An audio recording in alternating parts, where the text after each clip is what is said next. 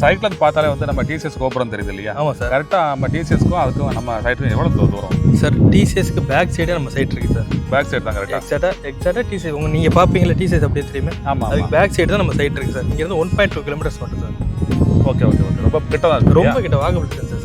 Okay okay. Sir இதே நம்ம சைட்டில் வந்து ஏற்கனவே வந்து இடம் வாங்கியிருப்பாங்க. ஆமாம் சார். எந்த ஏரியாவில் உள்ளவங்களும் அதிகமாக அங்கே இடம் வாங்கியிருக்காங்க? சார் மேஜராக இங்கே பிளாட் புக் பண்ணவங்க எல்லாருமே சிப்காட் உள்ளே ஒர்க் பண்ணுறவங்க தான் சார். சிப்காட்டில் ஒர்க் பண்ணுறவங்க மேஜர் பீப்புள்ஸ்.